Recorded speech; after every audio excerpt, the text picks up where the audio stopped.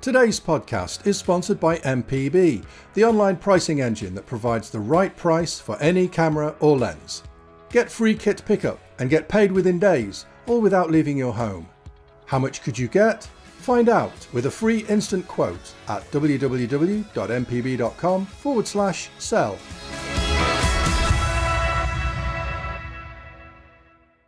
Hello and welcome to the AV Forums Movies podcast for Monday, the 5th of June. I'm Kaz Harlow and I am joined by Simon Crust. Hello, good evening and welcome. And Mark Costello. Evening all.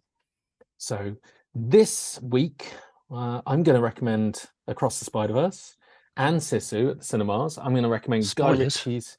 Yeah, I know. I'm giving it all away. I'm going to recommend Guy Ritchie's Excellent The Covenant, which dropped on Amazon Prime Video because they've got some kind of deal with Guy Ritchie to not let any of his decent films go in the cinema. I'm going to tell you to steer clear of Robert Rodriguez's latest Hypnotic. And I also got tired of waiting for Criterion to bring the 4K to the UK. So I imported the US release of Devil in a Blue Dress. It's going to be my new thing, like once a month importing a US disc that hasn't come out here. Nice. And eventually, Kaz, will Simon or I get to say something? No. That's fine then. Well, that's me, but you, Mark, you gave cocaine to a bear, so we get to find out what happened there. You're going to talk about how The Changeling is a great unsung horror, gifted a new lease of life on 4K by a lavish 4K box set from Second Sight. Mm-hmm. You're going to give us a preview of Arrow's release of The Lighthouse. And we're going to get into Road Wars because you've seen Fast X and loved it. And whereas I preferred Fast 9. So, but we'll get into that. And Simon has got a whole bunch of things in his little fuel tank. He's got Knock at the Cabin, 4K, Shazam 2. Oh, yeah, just there it is. Landed today, reviewed today, on site today. Definitely talked a about diff. tonight. Ant-Man and the Wasp Quantumania, but not in IMAX Enhanced Dolby Vision. We're going to have that conversation again. And he's got his hands on Sony's 4K release of 65. I do, right here, live unboxing. She's going to get literally un-Amazon boxed. One of these days, one of those unboxings is not going to be for you, Si, and we're going to laugh. It's going to be one of your wife's purchases. Yeah, it's one of those tubular ones, yeah. It's gonna come out wrong. And if we get the chance, we're going to recommend a bit of TV, but probably not likely. We'll probably run out of time like last time. Right, let's dive into comps. Mark? Okay, yes. So at the moment, you can win a Scream 6 hoodie and regular 1080p Blu-rays of Restart the Earth and Shazam Fury of the Gods. Plus, and let's believe, more.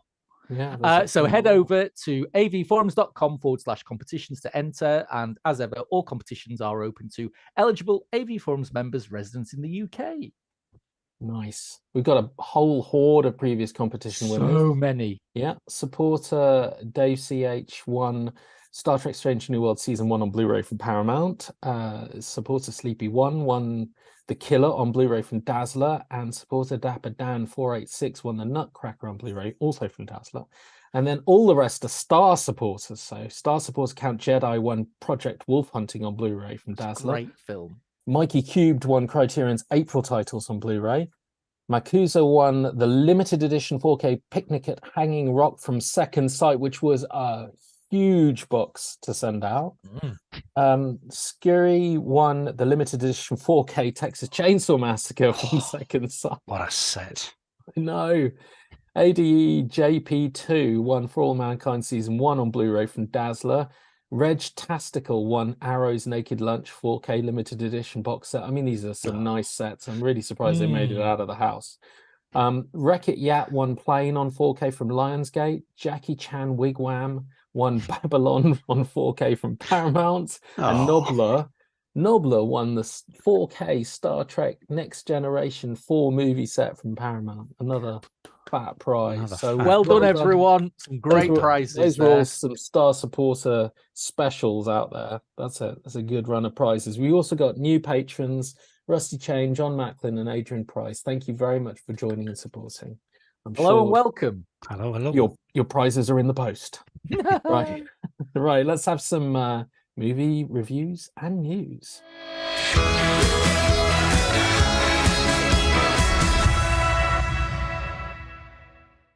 So the summer blockbuster season and the weather, I think, seems to have finally kicked off. Or I say finally, kicked off early this year.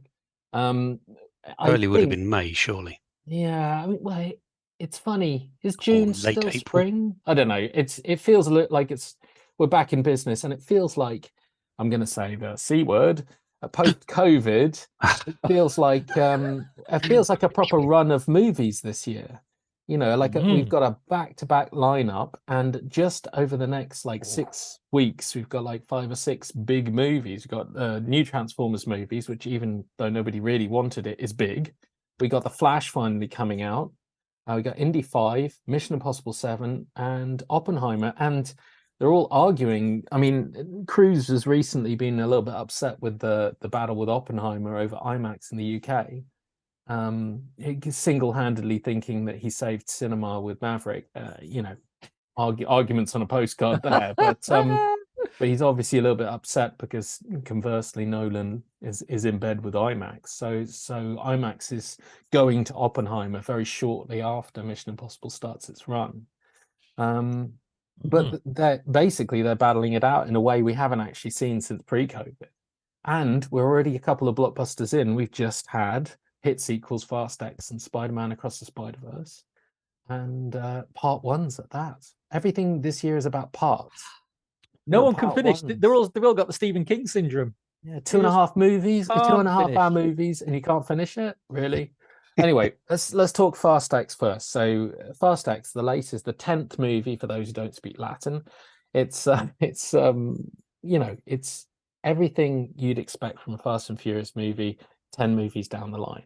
If you jumped off this very fast moving train a long time ago, then I never even started. Yeah, so I'm exactly. well happy. Yeah, if you're not on board or you jumped off, then there's very little reason to watch this. But if you've been on board, then you've watched a series that was inspired by like Point Break with cars on the cheap, and went practically straight to video, and then got infused by all-star casts and the presence of The Rock, frankly, and turned it into more than just street racing, and unfortunately more than just practical stunts, with a serious blockbuster franchise. I mean, it's a billion-dollar franchise now, and the movies cost a stupid amount of money to make and keep going forever.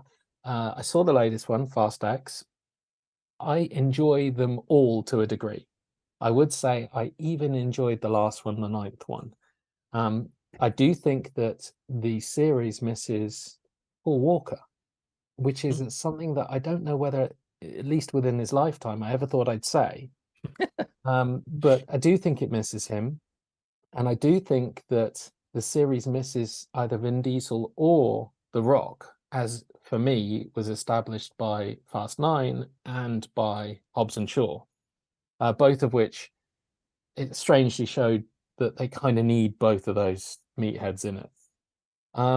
The latest one is good, but I'm not sure I'm on board with these part ones. Not completely sold on it. And I found there were huge swathes of it. Often, I suppose, because Vin Diesel wasn't on screen, and so he therefore went, no budget for this. Felt like deleted scenes. There's a scene where they go and see a guy in a drug shop in London or something. Pete Davidson in an internet cafe. Cafe. As if one of those is doing. Yeah, so Pete Davidson in an internet cafe. He just happens to have drugs. He has cakes. And then Tej and Roman get into a big handbags battle. And it feels distinctly like someone said, we have plenty of time here. We can just let it roll, because the fight goes on too long. Someone takes a magic muffin, and then it ends, and it all feels very, very cheap. And there's loads of things like that in the movie, which I don't think I'd ever noticed in a previous one. They've introduced the new Jack Reacher, Alan Richardson, and they've introduced Brie Larson, both of them often on green screens, feeling like their scenes were a little bit added in Brie Larson in particular has a terrible wardrobe, but Alan Richardson, he has one scene. Yeah, well, anyway. I'm not going to get into it. Just extraneous, unnecessary padding characters. The beginning set piece and the end set piece are classic Fast territory for anyone who's a fan of the over-the-topness of this moonshot jumping the shark series. I mean, I'm all over their craziness, even when they race subs. And I did love the final sequence. And there are high points. John Cena is great, even though he's a completely different character from last time. They've reset his brain. But it didn't completely work for me. 2.5 hours. This could have been an hour-long first half of a really good entry for me. Mark, on the other hand, thinks it's great and wants to give it a score that leaves him no room to score any other Fast movie higher. Just saying. Well, while I simply cannot argue with anything you said there, Kaz, you missed off the real secret weapon of Fast X. In fact, you've missed off the secret weapon of the entire Fast franchise. In fact, no, you've missed off the secret weapon for every single movie franchise ever made or will be made, and that is Jason the God Momoa. He is in this on some other plane of cinematic existence. He is. I'll give you that. He is having so much fun, it should literally be illegal, honestly. And every single second he's on screen, it's like The Rock had a baby with Tim Curry's Frankenfurter, right? And it is that all the way through with him, and it is glorious. It is taking the insanity of the entire franchise up to a level otherwise only inhabited by deities. I'll give you that. He is great. Yeah, he's an absolute riot. I mean, at one point he's about to blow someone's head off, and he turns around and he goes, "Hello, I'm Dante, enchanté," and I literally dropped my popcorn. I laughed so hard. But I will say this: the other secret weapon in this is Louis Leterrier, because I think what he did in this for me, and I noticed it more in this one, was that the problem that I've had with the last few Fast and Furious films is it stuffs so much plot into the films that it's like, the highs and the lows here between the action set pieces and all the rest of it. Now, for whatever reason, I think this is Leterrier's action background. Kaz is right, is that there's a big chunk in the middle where nothing happens. They go to London. Like they're moving pieces around a board. But for the whole of the first 45 minutes, for the whole of the last 45 minutes, and there's various bits and pieces with the likes of Michelle Rodriguez and Charlize Theron in the middle, it felt like hugely extended set pieces. And while they were great, certainly for me, I didn't notice the ridiculous plotting. I didn't notice the stupid story that is in essence the same story that we've had for the last 5 episodes. And so for me, I came out feeling it was a much more enjoyable, insane action franchise entry for me. So we're good. I'll give you that. Just didn't get on with the hour in the middle. Wow. But you know what? I'm on board for the next one. Yes. I'm quite happy. That's what we agree on. Yeah. Another part 1, Spidey Across the Spider-Verse, the sequel to Into the Spider-Verse. Similarly, it's part 1. They dropped the part 1 thing just because I guess they didn't want people put off. It's another 2.5 hour jobby. Now, it is tremendous. I loved Into the Spider-Verse. And they go to great lengths to make this bigger, not just in terms of like set pieces and craziness, but actually in terms of characters and the multiple levels of plotting it works on. I mean, it's a movie that entertains your kids, but also has arguments about free will versus determinism within it. It's a movie that traverses like the multiverse in a way that should make Marvel, like the Marvel Cinematic Universe, properly embarrassed. It does it with so many different versions of characters, but given depth and design and kind of logic, even if it feels so wide and far-reaching. I mean, it's funny and ridiculously stylish. Last time they touched upon it by giving like Nicolas Cage's Spider-Man Noir a black and white thing, but this time they actually go to the universes of some of these characters, and their universes are toned in the same way. So Spider-Gwen has a beautiful palette where the walls are weeping because there's several like emotional set pieces, and it's so innovative and imaginative in terms of sheer design. Story's great. I'm gonna say I couldn't give it as high a mark as Into the Spider-Verse because I just don't know whether they stick the landing. It's got so much up in the air, like Fast X. It's not just that this is a part one, it's that both of those installments for me didn't know how to end a cliffhanger without just putting a pause. And there's a difference between having like a part one. I'm gonna cite, for example, going to the Wild West at the end of like Back to the Future 2, knowing full well that 6 months later you would have a Wild West Back to the Future 3. I mean, there is a way of making connected chapters that don't feel like everything is completely up in the air. That give a little taste of what's to come and do give peril to certainly the lead character, but don't need to have 100 strands just hit pause, because then it just feels like you're literally waiting to finish a movie you're halfway through, but you're waiting a year. So it's some hesitation where we go with that, but one of the best things you can see at the cinema right now, and so imaginative. I would strongly recommend going into that and just going with the wow factor, as it'll leave you thinking about it afterwards, which is always the sign of a good movie. Excellent. Polar opposite to the wow factor is Sisu, which is very literally John Wick meets Overlord.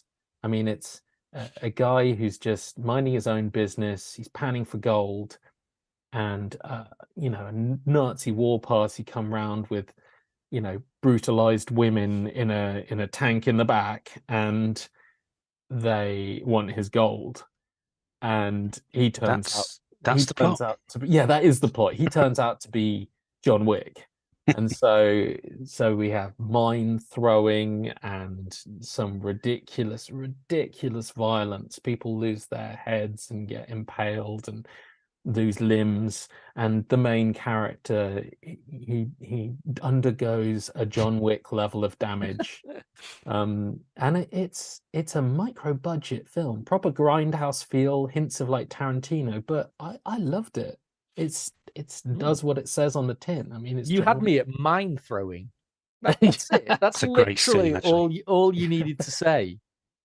Yeah, it's a great scene. It's all foggy, and out of the fog comes this.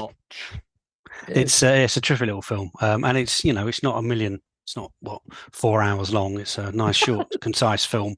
It's not Sisu Part 1. No, it begins and ends, and the poor Todd does go through it. My God, and it's impossible. Of course, it's completely impossible what he goes through. And I don't really want to say what he goes through, because that gets kind of the appeal of it, is watching the sheer brutality and how could he possibly get out of this? That's ridiculous. Oh, he did. Oh, that's great. Yeah, brilliant. Well done. And it ends brilliant. It's just a great fun film. It just shows you don't have to have convoluted plot lines. You can just put something on the screen for an hour and a half and just get lost in complete myriad of mayhem and violence. And it's great. It is exactly that, a complete myriad of mayhem and violence. Every film would be made better with a myriad of mayhem and violence. Every film. You know what? Hypnotic wouldn't. So Robert Rodriguez's latest, which I was strangely looking forward to, Ben Affleck, I'm not doing any more Batman. I'm going to do other movies. I'm going to work with Robert Rodriguez on this. It's a mid-budget film. It's like Robert Rodriguez saw Inception and then said, oh yeah, I came up with this idea 20 years ago. I'm going to make it into a better film on less money, and I'm going to have like my son edit it and my daughter do the score. Is it a secret Spy Kids Inception crossover? No, it's just terrible. It's a terrible movie. It's got a vaguely good premise. It could work as like a Black Mirror or Twilight Zone episode.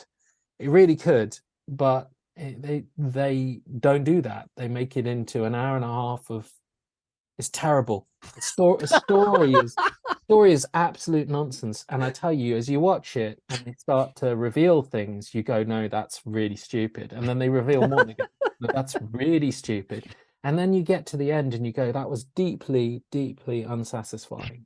And then there's a stinger at the end and you go, that makes no sense. And then you wait another 30 seconds and there's another stinger that completely reverses like half of the plot for one of the characters.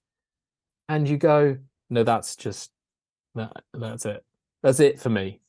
I'm out. That's it. Literally, you get halfway through the credits before you go, I'm out.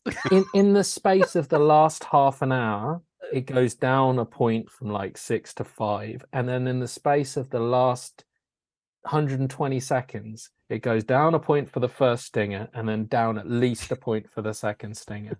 Like it's like 6, 5, 4, 3. That's it. I'm just going to watch the last 10 minutes. It's really, if you watch the whole film and you get to that last stinger, you will be shouting at Robert Rodriguez. I bet I love it. I mean, it sounds like the Fast 10 of Inception type movies. It's not. It's like, it's really, it's very bad. It would be. We hadn't picked that up from you, Kaz. You'd been very eloquently dodging that. It would be like watching The Matrix and you get to the end and you realize that Morpheus is Agent Smith.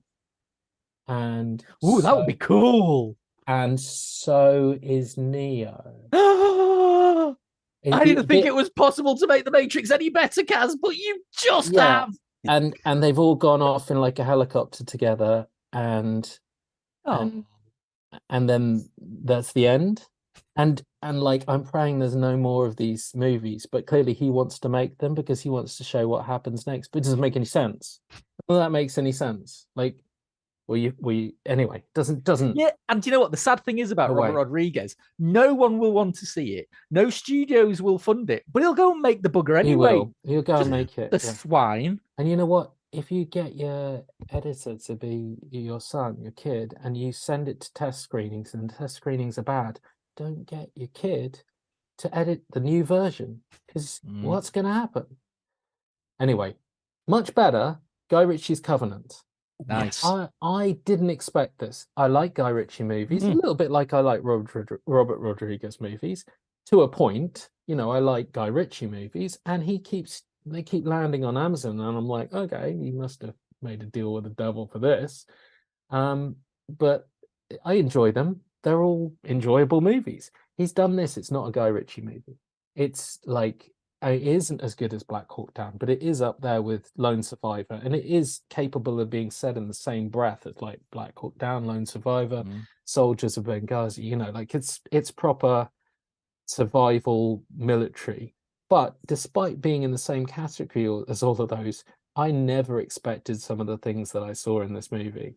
They really find a way of making a Guy Ritchie military movie, which is essentially following Jake Gyllenhaal around, spin you around at least twice over the duration. Like a record playing, Kaz, right round. It's very nice. They've got he co-stars with a guy, Dar Salim, who is the MVP.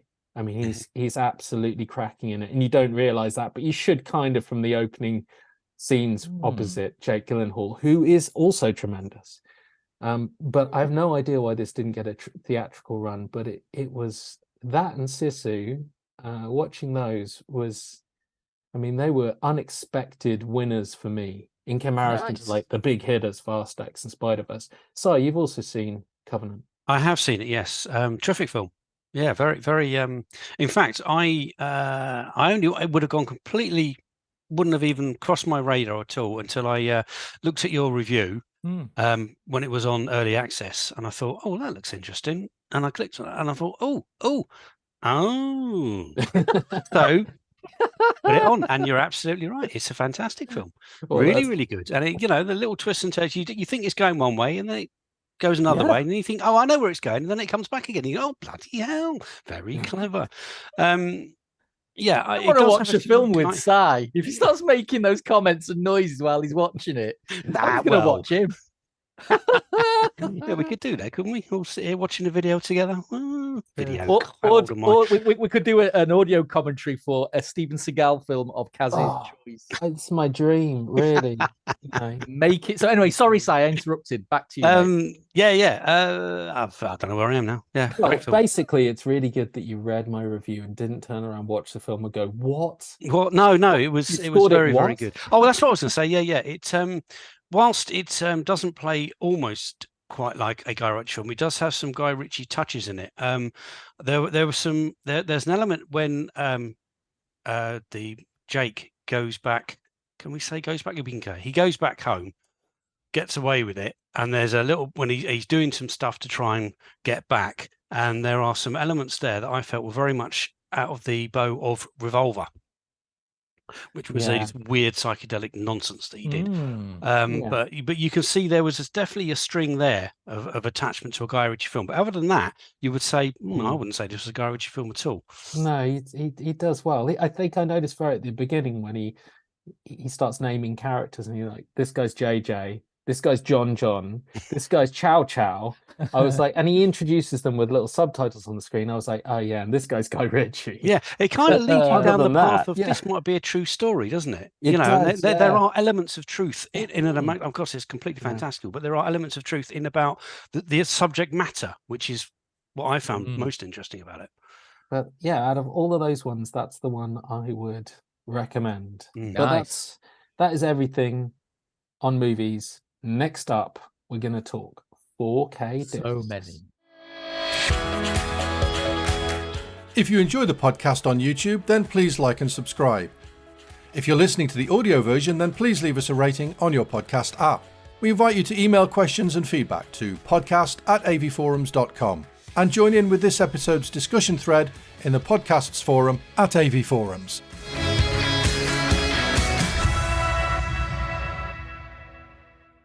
Right, so we've got a whole host of 4K discs to plow through.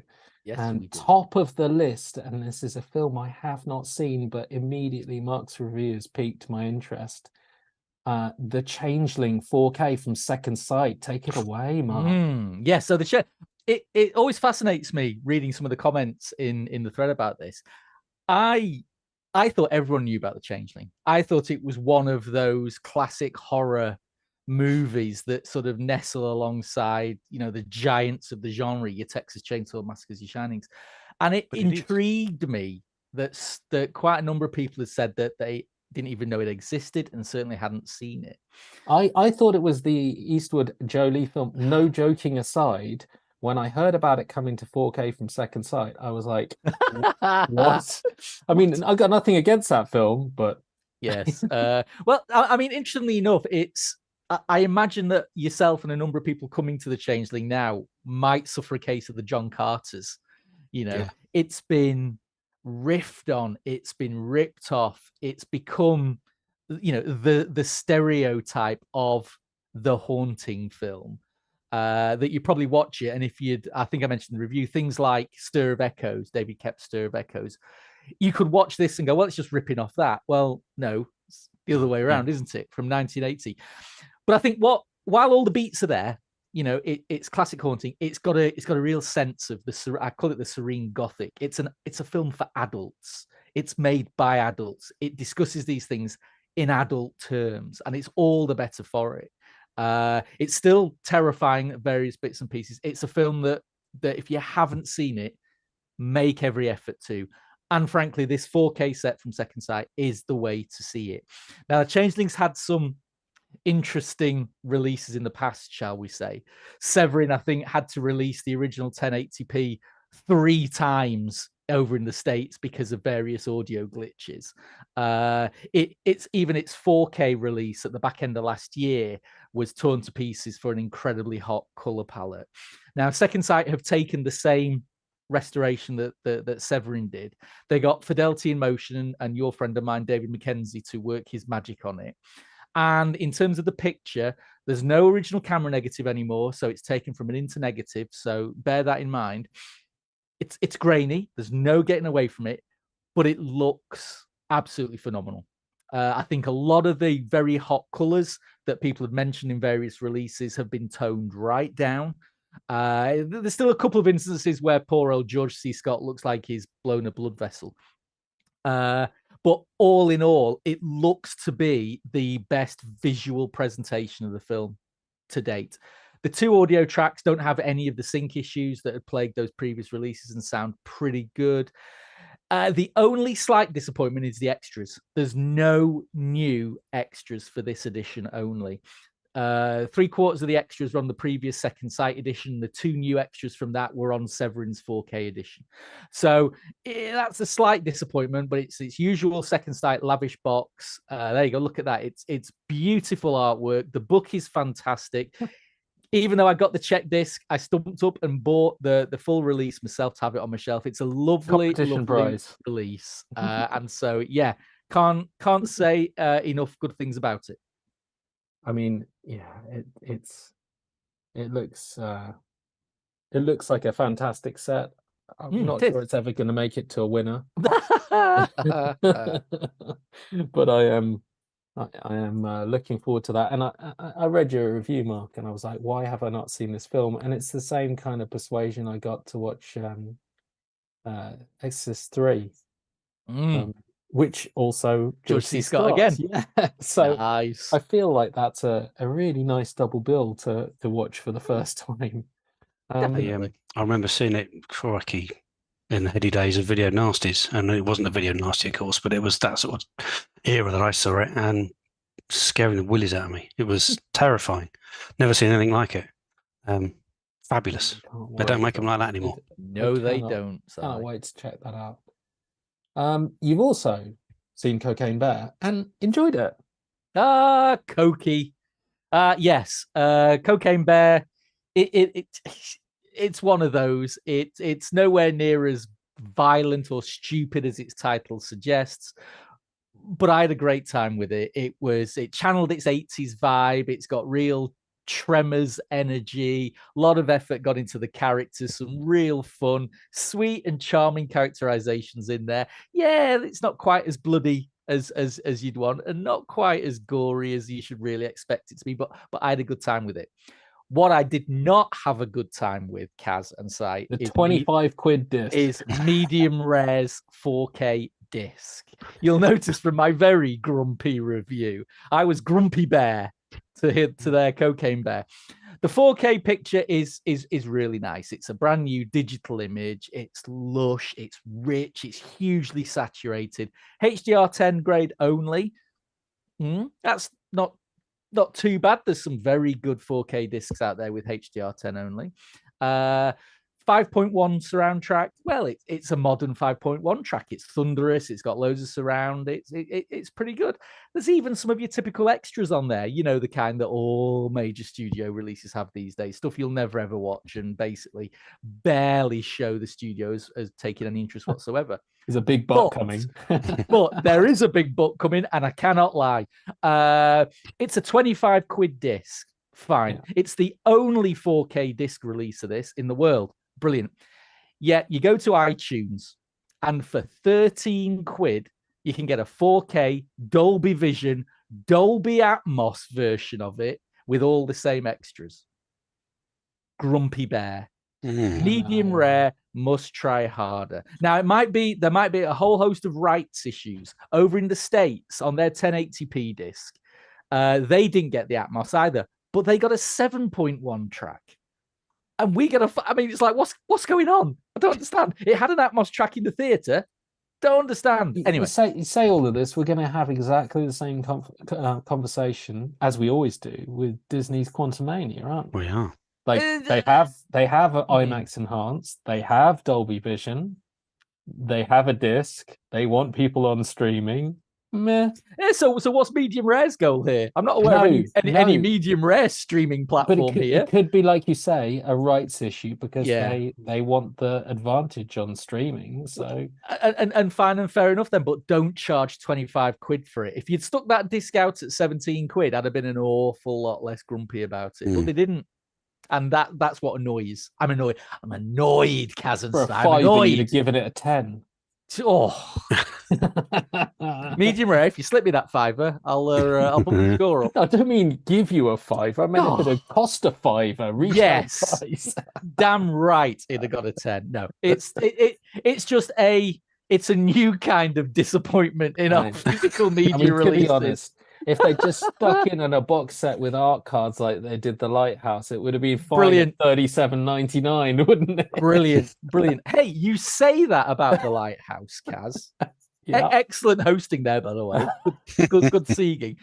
So, for those that don't know, in March, the Lighthouse got one of A24's typical lavish 4K releases over in the States. Yeah. Arrow have now brought it to the table, or are bringing it to the table a week today. It's likely to be the same 4K transfer, the same audio tracks. It's got the same extras, but it also includes an additional audio commentary, a fantastic new 71-minute making of the film that is basically a 50-minute interview with Robert Eggers, who goes everywhere with the film. All the struggles he had, how he wrote it, all the struggles he had with the cast, all this kind of stuff. It's brilliant. And it's nearly half the price of the A24 release. So for once, I think here, Arrow have done us proud on this side of the pond with what looks to be the definitive 4K release at this moment in time that costs an awful lot less than importing it from the States. Nice. So yeah, the review is in early access. Go have a look there. It's going to drop at some point over the next week. The film is, well, it's bonkers. What was really interesting about the extras is Robert Eggers himself admitting that he was disappointed with the Witch. He said not with the performances, but he said he just couldn't get on screen the film he had in his head. And he said, The Lighthouse is exactly as I wanted it. And in which case, someone should be calling the authorities on him, because he is utterly deranged. Right? It's mad. Robert Pattinson and Willem Dafoe, 1890s, two lighthouse keepers, go out for a 4-week stretch on this isolated rock. They start to lose their crap big time, but it's all okay because they're going to get rescued. They're going to get relieved in 4 weeks. And then they don't. And then it gets weird. There's mermaids, there's tentacles, there's one-eyed seagulls, there's terps drinking. Oh, it's a typical Friday night down Marple for most of us around here. But it's got even less narrative than The Witch has. It's much more about the inward journey of these two men, and so much subtext around the human existence. I can't even go into it now. We don't have time. It's going to be a challenging watch for some, but if you can get into it, it's brutal. It's brilliant. It's funny. It's weird. It's great. So yeah, check out The Lighthouse. It is mental. And the disc in 4K? Are we saying? Are we? I mean, give me the headlines. Are we saying the headlines? Crazy 1.19 to 1 aspect ratio. It's nuts. It's virtually a little square on your TV, but the grayscale is off the charts. The black and white is amazing. Fine detail is superb. There's a scene at the end where Willem Dafoe is getting covered in dirt as he's giving this speech, and it's a close up. And honestly, it's one of the most amazing 4K images I've seen. It's razor sharp. The grain is perfect. It just looks sumptuous. The 5.1 surround track on, I'm moaning about Koki Bear not getting Atmos. The Lighthouse doesn't need Atmos. Its 5.1 is bizarrely aggressive. It's not the soundtrack you expect for basically two people drinking themselves to death in a lighthouse. It's so aggressive in the surrounds and the LFE. It's brilliant. It's a great listen. So yeah, for me, all around, I'd not seen The Lighthouse before. It's my first time watch, for my shame. I really quite liked it, and I think the disc from Arrow is cracking. So get on it, peoples. All right. Well, that'll be up soon. And just today, we had Simon's Shazam 2, Fury the Gods, Shazam 4K review drop on site. Yes. And much like at the cinema coverage mark, I think this was almost exactly the same sentiments by both of you. But tell us a bit about Shazam 2. Why? I didn't realise, and I knew we'd reviewed it on site, but I didn't know who reviewed it because I hadn't read it, and I wasn't, because I really enjoyed the first film. Don't know why I bothered. I know. This is the thing. I did read it. He reads your You have to reviews, because you Kaz. both read them. Yeah. Okay. Fair. Yeah, it landed. This came. When did I get this? Saturday, I think it dropped through the doorstep onto the doormat. So I managed to get it watched over the weekend and upload it this morning. Enjoyed the first one. I love the first one. Yeah, it's great. And what's good about the character? I don't very know much about Shazam other than my dad was his favorite comic character when he was a kid. That's all I really knew about it. The unique aspect of it is that it's a child is given super hero powers, but as part of that, he becomes an adult. So he's fighting, adult themes, but still a teenager or a child, and that's quite a unique selling point, which they capitalised on quite well in the first film, and try to in this second one, but don't do it very well.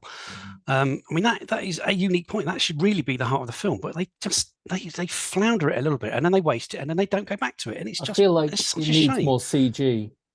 Oh God, no! Oh dear, the CG in it it's one huge CG. It'll run from about, I don't know. It's 2 hours long, so I think 2 hours of it is CG. 2 hours and 10 minutes long. The film, 2 hours of it is CG. There's a Harry Potter-esque library in it with Steve the writing pen. I mean, come on, really?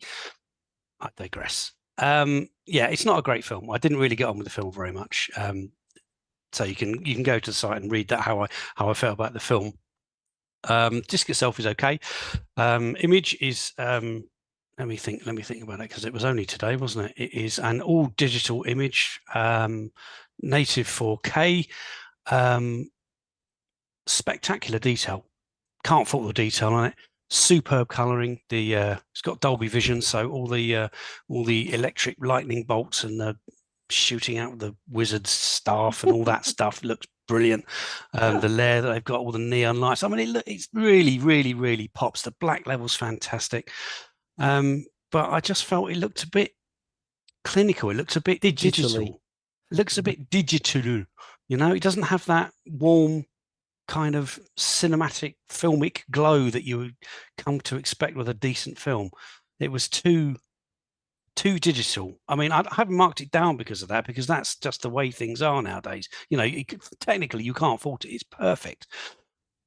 But so it's good, but it comes with a caveat that it's a bit digital. Some of the CGI, even when the unicorns are walking along the grass, you say they're not really there, are they? Look at they even bother using real unicorns. Spoiler alert! Absolutely outrageous. And the product placement of the Skittles irked me as well. I don't know why, but it did.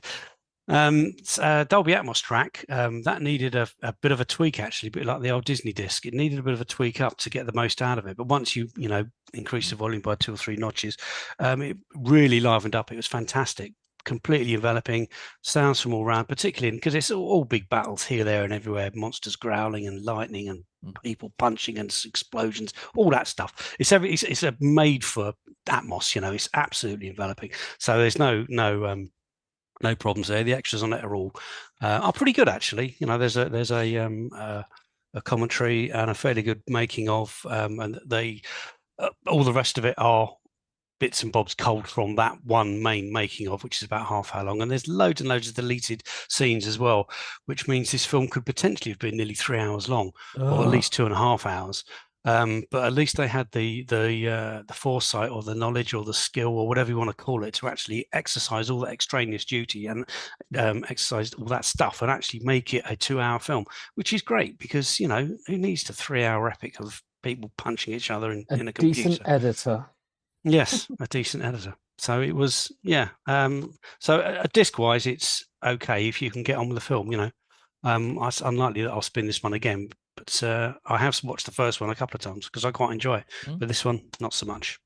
I mean, I feel like you could take about 95% of what you said about the movie and the video and the Atmos and apply it to Quantumania. Absolutely. You know, Absolutely, too much CG, looks very digital, Atmos needed turning up. Boom. Yeah. Yeah. What happened to the small scale character with heart? Yeah, absolutely. Yeah. The original Ant-Man was a terrific film. Second one, not so much. Third one, just diabolical, just terrible. Trying to put this quirky, fun character into an apocalyptic, CG infested microverse. I don't know. It just didn't seem to make. It lost all of its interest because there was no build up to the main villain. Who cares that there's thousands of them? You know, it all took place in a place that exists outside of Marvel's own universe. You know, it was all self-contained and it all finished there. So I mean, why even bother putting the film out? Because it had no impact on what they were doing or in the wider world of the Marvel universe. It was nonsense. Yeah, I didn't really get on with that as well. But again, the picture. It had Bill Murray. Yeah, but why? The worst part of that bloody film. Just ridiculous. A ridiculous cameo. Just beggars belief, doesn't it? What can you do? Yeah, so moving on. I mean, the picture. So yeah, I mean, we did mention it just now. I mean, the picture on the disc is HDR10, 2.39 to 1 all the way through. Yep. On the streaming channel, you can get the IMAX Enhanced, which is about an extra hour of footage, which is in the wide ratio. I think on streaming is 178, is it? Something like that. But it fills the screen at least, and it can make a bit of a difference. I mean, I didn't do a back-to-back watch of them because I just couldn't bear it. But I did fast forward to the IMAX bits, and they do make a bit of a difference. You know, that wider aspect ratio does make a little bit of a difference to it. Quality between the images, there's really very, very little to pull them apart. It's got Dolby Vision on it, hasn't it? It has got Dolby Vision. But between them, I mean, the HDR10 Dolby Vision certainly on widescreen on my system here, I couldn't really spot the difference. The wider aspect ratio did make a difference, and of course, it's exactly the same sound. You don't have to turn it up quite so much as the disc.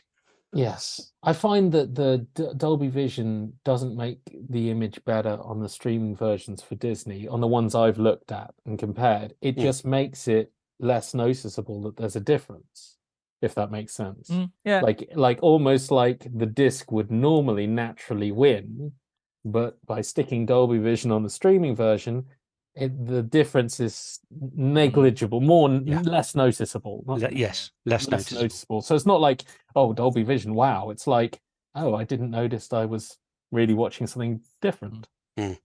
But yeah, why though? Why though? Yeah, that's the big 25 question. quid. Why are they doing this movie? Why are they sticking it on a disc? Why are they charging us 25 quid? Are they putting it free on Disney and IMAX and Dolby Vision? Why? So many whys. So many whys. Oh well, we got Bill Murray. You've also got 65. Which I do have 65. Yes, we'll go for it. We'll go for the unboxing of 65. That's not because 65 again, in that. Imagine if it's not. Imagine if it's not. Yeah, it will be. It will be. It must be. Hang on, he's not ordered himself another one of those network discs, has he? In the poor old label collapse. What is it? Department S. He's shoved up here twice. I can't. He was the only one keeping them alive. There we go. He's not been banned enough, has he? They've gone. Here we go. Here we go. Are we ready? Are we ready? Are we ready? Oh, look at what's that bloody say? I told you. Department S. It must be. It's one of the greatest TV shows of all time. Oh my life! He went there, Kaz. He went there. Oh my! Got to give him credit, really. I mean, some people say a joke's not worth telling if it ain't worth flogging, and but it is. Good. Kudos, Mr. Crust. Very, very well played. Yes. So here we go. So, for those of you unable to watch, you're missing nothing, and in actual fact, you're the lucky ones. There it is. There it is. There's the actual. It's the actual disc. So the disc picture of a film about a spaceman and dinosaurs has a spaceman and dinosaurs on the front cover. It does. That is a little bit. It's a little bit of a spoiler. No, it isn't. I'm just saying, it's a little bit of a spoiler. Not everyone's up on their significance of 65 here. It's a little bit of a right. So I'll tell you what, if you go to the cinema to see a film called 65 and you don't know what it's about, I envy you. I envy you. Do you know why it's called 65? It's a sci-fi. It's great. What's the significance of the number 65? Meaning of life. 65 million years ago is when the meteor hit the Earth to extinct dinosaurs. It was 4 o'clock. It was 4 o'clock on a Tuesday, which just happens to be the time when Adam Driver arrived. Brilliant. Whether or not that is the actual case, I mean, there is a strong case for it. But there are other things going on. Yeah, that's why it's called 65. I know that's why it's called. It might not have been 4 o'clock on a Tuesday. You're right, Si. It could have been. I think it's more likely a Sunday night when there's not much on the telly. I love how it's degenerated so far. I thought, yeah. It's like Davis is here. It is. If he was here, he'd be telling us those dinosaurs. Yeah, are just not unrealistic dinosaurs. 4 out of 10. Yeah. Yes. Okay. Really, just to finish off this, I'm going to really quickly talk about what is my new mission. My new mission is I'm fed up of waiting, and I've been on about Criterion UK needing to start releasing some of their 4K discs like they're doing in the US. I mean, we had this back when Criterion shifted from DVD to Blu-ray. Yeah. And they're releasing all these Blu-rays and they're not releasing them in the UK. And then we start getting them in the UK. And I started getting ones that I already had in the US, a year or two later, they would come up in the UK. And now we got the same issue, but I've waited a while and Criterion UK are still not doing it. I don't know why, but we don't have the same issue that there was with Blu-rays being region locked. So I've decided I'm going to start importing stuff from the US and catching up on it. So the first thing in this mission is Devil in a Blue Dress, which it's a great film. It is a great film. It's Carl Franklin's 1995 follow-up. He did One False Move with Billy Bob Thornton and the late Bill Paxton. Cracking little movie. And then he did this with Denzel Washington, Tom Sizemore, and Don Cheadle in his mainstream, let's say, debut. I memean, he'd done a few bits before, but it was this movie that put him on the map for being scary as all hell. It's a little neo-noir, slightly different flavor, but it would sit alongside the likes of Marlowe in The Long Goodbye and Chinatown. I've got a lot of time for it. No idea why it didn't come to the UK. But Criterion US, the disc has been out for coming up to a year now, and bit the bullet, imported it over, and it looks fantastic. It's native 4K Dolby Vision. It's a 95 film with zero effects, and they've made shot on film looks fabulous. It's the kind of thing you can really do a tremendous 4K job on, and I think that it benefits from it because there are a lot of interesting uses of natural light, and these don't suffer from anywhere near as much crush or issues with variable grain as they do back in the days of Blu-ray, DVD. It just doesn't have that. The HDR can handle it a lot better. It's a lovely picture. It's the same soundtrack as I think was on the Blu-ray. TTSMA 5.1 sounds great, and a lot of the old extras plus a couple of new ones. But I have to say, my region 3 player packed up, and I couldn't check out any of the extras because they are on the accompanying region locked Blu-ray, Other than that, though, I think it's it's a recommended import, and I'm on a mission, not just with Criterion, but to pick up on all of these titles. My next one, which arrived, and I was going to have it in hand because I wanted to show everyone back home how gnarled the package was, is Marathon Man, Kuno's Marathon Man. Oh, nice. And it arrived through the letterbox like that. The box was like that, and the disc is okay inside, but I have no. I mean, the postman must have gone like, really levered it through the door. Ouch. Yeah. The Devil in the Blue Dress is an interesting one because Indicator have got the rights here. So Criterion don't have the rights in this country to it. Oh. So Indicator released it last year. I picked it up and I think it was a 4K restoration. So it'll be interesting to see if now Indicator if Indicator ever stop releasing 4K vampire films with the word rape in the title, they might get round to putting out a 4K disc of something else. And it'd be interesting if they sort of deal out with Criterion and license the release for one of theirs. So it's an interesting one. It has to work that way, doesn't it? It has to work that when you just pick something up in 4K on imports, then you get, a 4K UK release of Hard Targets. It has to be that works that way. So I will take the credit that if this turns up on 4K from Indicator. Thank you, Kaz. Thank you, Kaz. Yes. Let's have a quick upcoming on 4K, Mark. It's not going to be quick because there's like a billion title. No, it'll be quick. Read it at 1.5. Okay, right. Well, obviously, given that we've had a week since I last updated this, you know all about the couple of avatars and all this kind of stuff. But even in the last week, there's been a slew. Avatar itself, aren't they? Yes. The first film. Yeah. Yes. Remastered. What does that mean? It means you're gonna have to buy it. So Anyway, anyway, a swear word there. new announcements in the last week. So Warner Brothers continues to celebrate their centenary, and two really quite big announcements were made late last week. Rio Bravo and East of Eden are coming on 4K on July the 18th in the States, so we can expect that as well.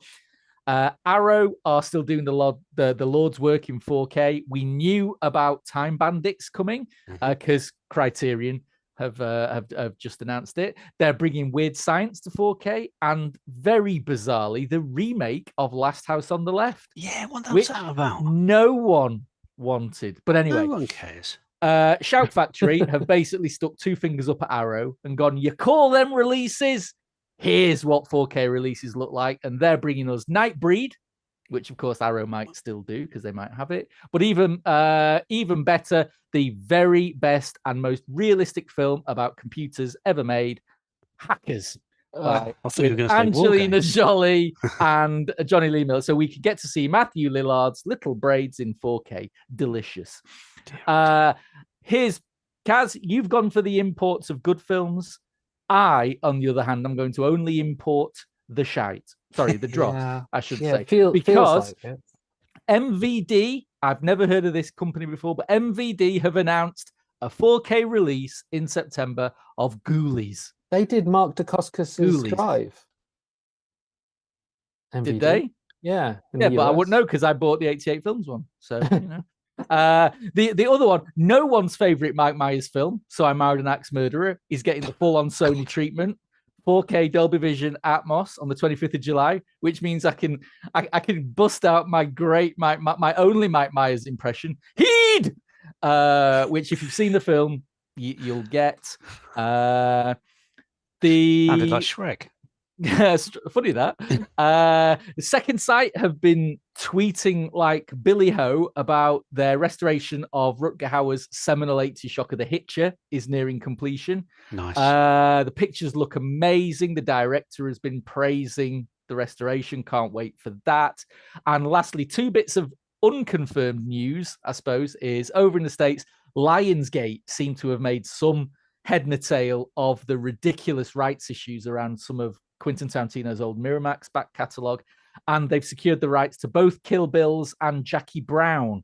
So, given that this year is the 20th anniversary of Kill Bill Volume 1, I won't be surprised if we got a release. Yeah, it is. 20 years ago. I won't be surprised if we got an anniversary edition announced for later this year. And finally, your friends and mine at 88 Films caught everyone off guard by literally tweeting a picture of some film cans with the words Witchfinder General.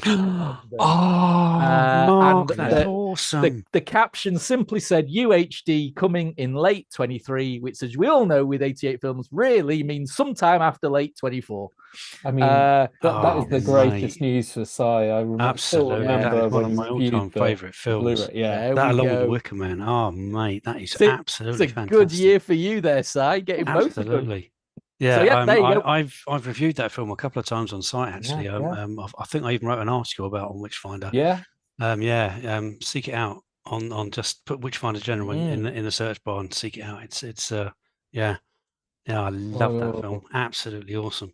Good. Mate. Very nice. There's a good set of releases there. Yeah, there's some. I'll tell you what, the announcements are. Anyone who says physical media is on its arse, I tell you what, no one's telling the labels this. No. Good. It's a Don't tell them. Continued great release schedule. Right.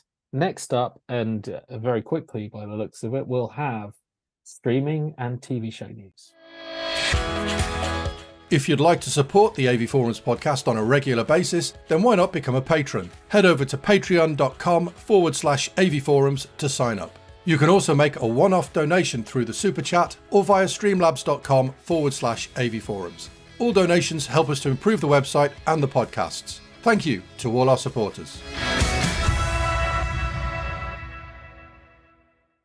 Right, so we have a little bit of streaming and TV news. Am I the only one who's seen Arnie in FUBAR? Yes. In the world. Oh, wow. So I can just say anything about it. Well, to be fair, I read it's 10 out of 10. Well, guys. I read your review and you said it was carp. Damn it. So, you know. Okay. You read the review, yeah. You probably saw the score. I didn't really. No, yeah. Well, you did see the score, like everybody. But anyway. All I ever look at. You know what? Arnie's come to Netflix and he's done a TV show, and it's not True Lies, but it is. And I'm okay with it. And it's 10 hours of Arnie, which is like 7 standard length Arnie movies. You know, it's like it's a lot of time with a guy who, you know, has spent the last few decades entertaining us with action movies. He's older. He's not playing as old a character as he actually is, but he's older, and there's a lot of stunt doubles, and it's lightweight, and it's not True Lies. It doesn't have the, I hate to say this, James Cameron finesse. And and Schwarzenegger, he isn't in his prime in any way, but he carries a joke, and I found it strangely watchable. And of a lot of things I've been watching, strangely wanted to come back and watch more of. It's not completely lightweight, unlike, for example, the ill-fated cancelled True Lies TV show on CBS, which should have been done with Arnie, but it's got some teeth in it. There's a surprising amount of actual violence in it, and it's got a little bit of heart going on there. But it also survives quite well on just, Arnie and his daughter, who have recently discovered that they're both spies, but neither knew the other were spies, is basically the premise. And them just bouncing off each other. They have the funniest trampolines. Yeah, yes. The funniest scenes are like them going to counseling, CIA mandated counseling, and just, the antics they get up to with that. I mean, this isn't amazing TV. But I like Arnie, and it's nice being in his company for something pretty watchable and pretty easy to pick up and put down, unlike what I found a real chore to get through, which is Citadel. Have either of you bothered with this? No, last time you spoke about it, we went, nah. Right, yep. So I finished it, and my God. Crazy fool, you. My God. I mean, my God. Okay, moving on. It's up there with Robert Rodriguez in terms of why did they do this?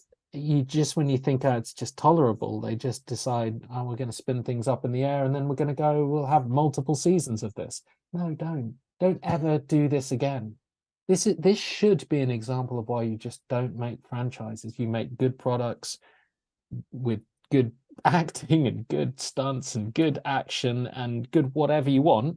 And then if it does well, you go, oh, how could I do something with the same people not doing the same thing and it be good again? Rather than, I'll plan this out for 6 seasons in multiple different territories because you know what? It's going to be great. Oh no, it's actually really terrible, but I've got 6 seasons planned. Yay!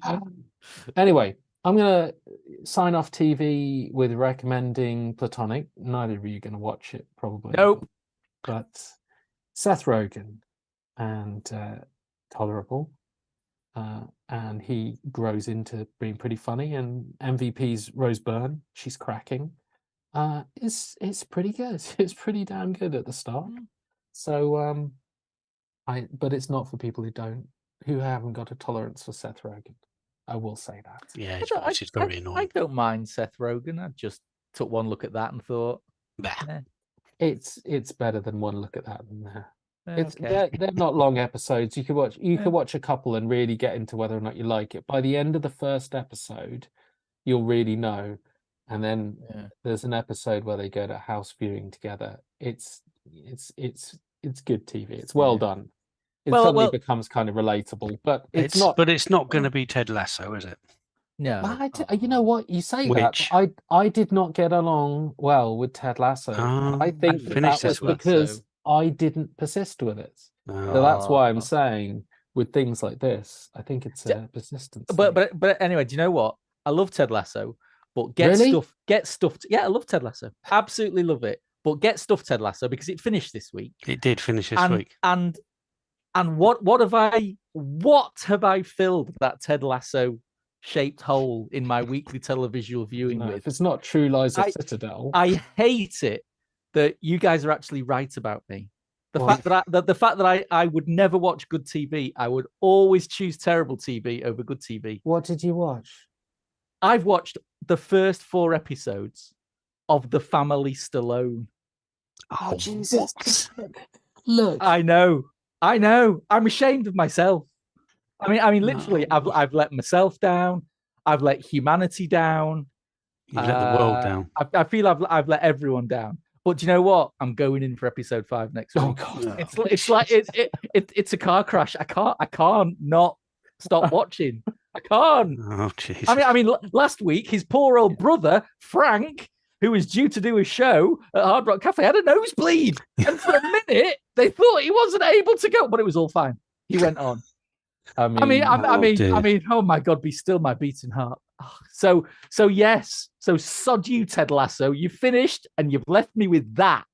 Thank you very much. You could put Silo on, couldn't you? Yeah, you could put Silo. I've watched the first 3 episodes of Silo. It's fine. Yeah, but there's another 3 out, mate. Yeah, but it's for Silo. The first episode was great. Second episode, by the 3rd episode, they're already stretching this out. They're already stretching this out. And you know what? At no point did Rebecca Ferguson have a nosebleed and not be able to nearly not perform at a gig one night. Yeah, but you've not seen episode 5. No, spoilers! So yes, just don't ever ask me about TV again until The Family Stallone has finished. There you go. How's that for confession time, dear listeners? That's pretty big. Right. Well, there's better though. There's better lined up for you, Mark. No, there isn't. Soon. I had it planned that we were going to draw short straws on this, but actually, Mark has agreed to accept the mission of going to see Transformers Beast Wars or Rise of the Beast Wars. It's because you told me there were 5 Stallones in it. That's the only reason I'm going to see it. It's because I told you Ted Lasso was in it. So you're seeing that. We're all excited for Keaton returning as Batman. Yes. I mean, that's just got to be the reason why people want to see it. I haven't seen any of the trailers, but Keaton, Batman. Oh, Have you not? Flashpoint Paradox, isn't that what it's based on? This film? It is, yeah. It is. Well, I know Flashpoint Paradox very well, so I don't. So, I mean, that alone means it's going to be, or should be, quite good. Unless they Well, if you've not seen away. the trailers, there's already some extra nice surprises, which I won't go into. But yeah, there's more than Keaton, but it is. Yes, I know. Keaton's the main reason. I know the other Batman, but I know Keaton. I don't know a huge amount of what else is going on. That wasn't what I was talking about. Yeah. No. I know some people who aren't going to be in the movie who were cut from it. But Keaton's Batman in the Flash. Looking forward to that, and looking forward to Netflix's Extraction 2. Recently rewatched Extraction. Chris Hemsworth. Yeah. I mean, should be right. Yeah, I'd probably say these are pretty much it's watchable. Upper tier streaming action, I would say. That's damning with faint praise. No, I mean in the sense that these are the kind of streaming action movies where you could see why they would be given a theatrical release. The first one has some cracking single take action sequences in it. It's a good, well put together. It was. Action movie. Yeah, and he's a good character. And I didn't watch it and go, "Oh, that's a Netflix job," which I did. Is that because you watched it on Netflix?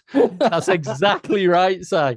You know who'd have done a better job in it than Chris Hemsworth? Mrs. Liam. Stallone. That's right. Mrs. Stallone would have kicked all kinds of arse in it. His belly's a bit too big now. Yeah, that's why he wears Spanx. I'm talking about Mrs. Stallone. Right. Mrs. Stallone. Oh, you missed the gag. Do you know what? I'm wasted here. I really am. You missed a gag that like 5 people would know about, the 5 people who've watched. I just told you, the family Stallone. They're all in it. Isn't it on like Paramount Plus or something? Oh yeah, so it's not in 4K Dolby Vision, so therefore it's got no one's going to see it. 0 stars. That's it. Yeah. 0 out of 10 in all caps. Mark, your review of The Lighthouse should be live later this week, and Si'll have 65. I mean, I enjoyed 65. Yeah, Wednesday the earliest. Thunderously average. I want to see whether it gets higher than thunderously average, because I was pleasantly surprised. Well, I mean, we know he doesn't take his top off, so yeah. I mean, it's going to be only average just because of that very one fact. Not Fast X, but exactly. I'm also hoping to have, and disappointingly, I don't think I pre-ordered the one with all the art cards, but I'm really not sure. There are like 17 different editions coming, but I'm hoping to have John Wick 4K, before the next podcast. I have no idea which one I got. There's so many different versions. You just drunk order stuff, Kaz. Is that what happens? I'll have that one. Feels like it. And then Zavi say the parcels with like every or whatever the hell they use to deliver stuff, and I'm like, oh great, I'll never get that now. We've also got The Idol on Sky with No, you ain't getting me watching that. No, I've started it. I'm gonna. It's Lily Rose Depp and The Weeknd. It is Lily Rose Depp and The Weeknd. That's it. That's what I was struggling with.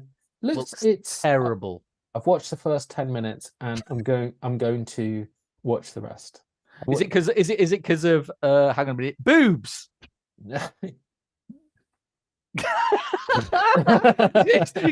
Kaz's trying to think of a way out of that now while retaining his cool. I was trying to think whether it isn't because of no. It's funny that the entire opening sequence is largely dedicated to the fact that they can't decide whether they have the rights to show as much boobs as the model who's being photographed is showing. And it's an entire conversation that literally involves words like side boob and good word. It's just not what you'd expect in it. It's got a very melancholy start though. It looks like it could have some teeth to it.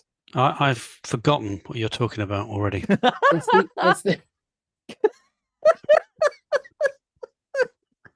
It's all the talk of boobs and side boob. Also, season 6 of Black Mirror. Oh yeah, that'd be right. Yes, that's coming on to Netflix as well. So I'm going to see whether The Idol's any good based on the first episode. I was talking about The Idol, that was it. Yes, on Sky, which is getting good reviews, and Black Mirror, Netflix, and other stuff. Anyway, we'll cover it all. We'll cover it all in good time. Do let us know if there's anything out there. Are we to cover Department S? I mean, is it in Dolby Vision? Sadly, no. If there's anything out there we've not covered that you think we should cover, let us know. And that is it for the AV Forums podcast this week. My thanks to Simon Crust. Thanks very much for watching. And Mark Costello. Nighty-night, y'alls. If you enjoyed the podcast, please give us a like and subscribe to the channel. Hit the notification bell so you don't miss out when we publish our live streams, product reviews, and more. You can follow us on Twitter and Facebook and bookmark avforums.com for the latest reviews, news, and videos. Plus, why not leave us a 5-star rating on whatever service you choose if they allow it, but only if you enjoyed the show. And become a patron, because my God, did you see the prizes we just gave out? I mean, seriously, people. I'm Kaz Harlow. Thank you for watching and listening, and join us for another podcast soon.